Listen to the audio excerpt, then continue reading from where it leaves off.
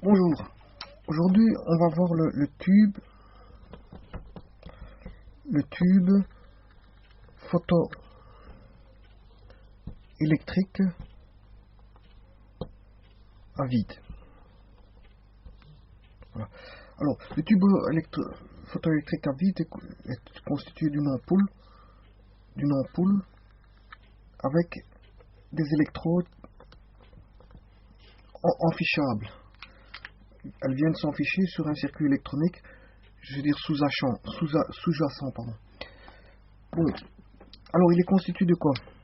Il est constitué d'une cathode,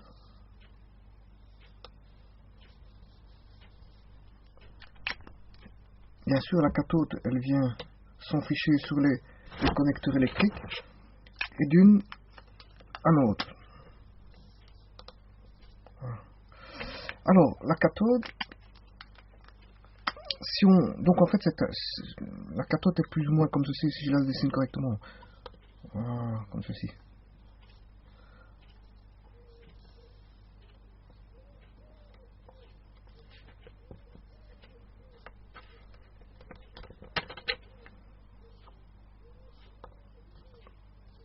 Voilà.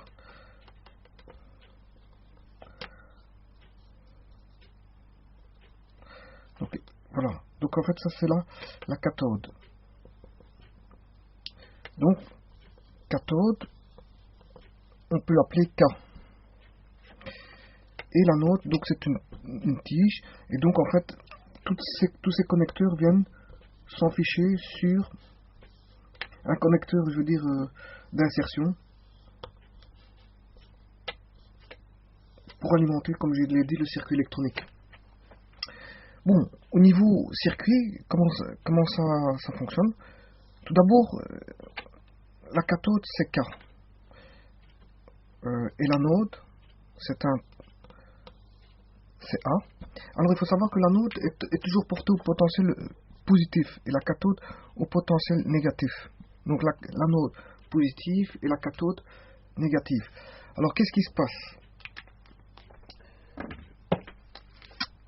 S'il y a une émission de lumière, donc une énergie lumineuse, égale à la constante de Planck fois la fréquence du rayonnement. Donc ici on a un rayonnement. Eh bien l'effet photo qui vient de lumière, rayonnement, photo et électrique, qui va donner quand le photon va venir frapper la photocathode, il va avoir une émission d'électrons. Voilà. Donc c'est tous des électrons qui vont être émis sur l'anode, pardon. Donc le photon vient frapper la photocathode qui retransforme en électrode. Donc en fait, on aura une lumière LH nu, énergie lumineuse égale à H nu, et là on va récolter en fait des électrons. Mais ça c'est intéressant. Pourquoi? Parce que on peut en faire un circuit électrique. Donc on a dit la cathode qui est négative et l'anode qui est positive. Donc si je mets un circuit électrique avec le moins du côté cathode et le plus du côté anode, là je vais mesurer une tension VAK, V anode cathode, tension anode cathode, et ici on va mesurer via un galvanomètre des microampèremètres. Donc on va mesurer un courant d'anode, un courant anodique. Et donc là on a réalisé, comment est-ce qu'on appelle ça, un boîtier qui permet de, à partir d'un effet photoélectrique lumineux, à partir d'un rayonnement,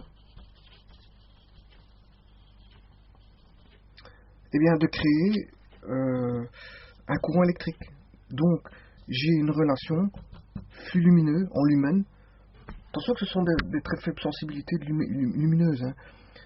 Donc des lumens, le flux lumineux en lumen va me donner un courant en microampères. Donc j'ai bien une relation flux lumineux en courant très petit. Microampères, c'est 10-6 ampères.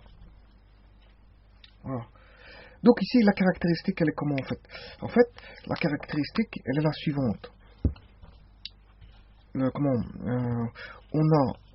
le courant d'anode va dépendre de la tension anode-cathode via des courbes comme ceci. Donc on a un effet de saturation. En fait, le VAK, on a un courant anodé qui est perceptible dès le moment où on a une VAK bien, je veux dire, de référence. Il faut dépasser un stade de référence pour avoir l'amplification. Voilà, et ça c'est le flux lumineux. Et donc pourquoi dépasser ce VAK? Pourquoi dépasser ce VAK? Parce qu'il faut dépasser la tension de charge d'espace pour que le courant anodique commence à passer. Et voilà, et donc dès qu'on a dépassé via la tension VAK ici la zone de charge d'espace, une fois qu'on a dépassé cette zone de charge d'espace, eh bien à ce moment-là, il y a un phénomène d'amplification et là on vient se stabiliser via, oui, parce que ça va pas toujours monter, et il y a un phénomène de saturation.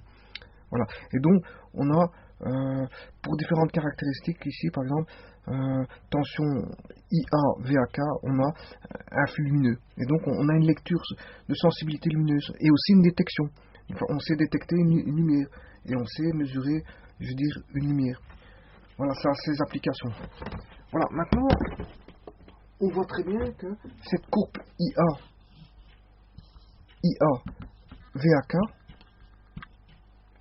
ressemble à celle, vous l'avez reconnu, ça ressemble à quoi? À un transistor. Un circuit transistoré.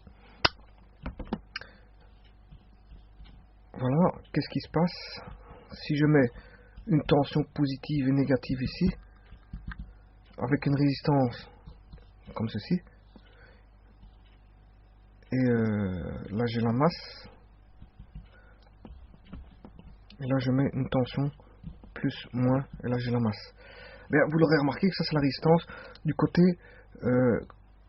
collecteur, et ça c'est la résistance du côté base. Eh bien, pour le transistor on a la même chose, si ce n'est qu'ici on aura non pas VAK, mais on aura VCE, tension collecteur-émetteur, VCE, et ici on aura le courant collecteur, ici.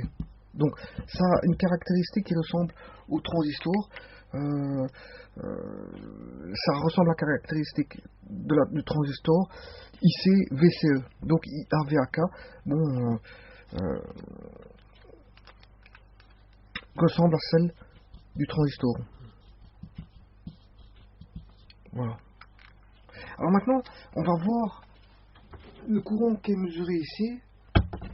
Ce sont des microampères. On va voir maintenant comment faire pour mesurer des courants plus importants, de l'ordre de l'ampère. Voilà, je vous remercie.